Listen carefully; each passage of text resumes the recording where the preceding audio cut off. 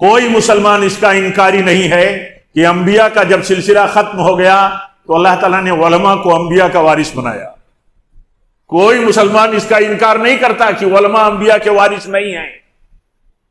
لیکن غفلت اتنی ہے، لاپرواہی اتنی ہے، ذہول اتنا ہے، یعنی آدمی ایسا لگتا ہے کہ کتنا کیئرلیس ہے اس مسئلے میں کہ جن کو اللہ تعالیٰ نے اپنے نبیوں کا وارث بنایا، آسمانی ہدایتوں کا وارث بنایا، ان کے خلاف زبان درازی شیطان کے وسوسے اور شیطان کے دھوکے میں آ کر کے اتنی کرتا ہے کہ اسے ان کے منصب کا خیال بھی نہیں رہتا. ایک طرف عالم مانے گا، ایک طرف علماء کی جماعت مانے گا، اور اس کے بعد ان کے خلاف زبان درازیاں کرے گا.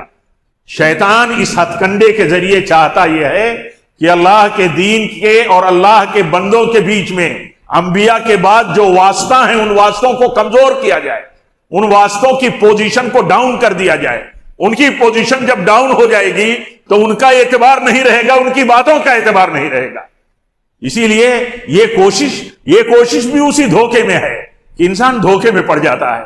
یہ نہیں سوچتا کہ اللہ کے دین کے لیے ہمارے پاس، جیسے اللہ کے دین کے لیے انسانیت کے پاس، انبیاء کی امتوں اور قوموں کے پاس اللہ کے نبی سب سے بڑی رحمت ہوا کرتے تھے، ایسے اللہ کے دین کا تعارف اور سچا دین پہنچانے کے لیے علماء ہمارے لیے رحمت ہے اللہ کی طرف سے.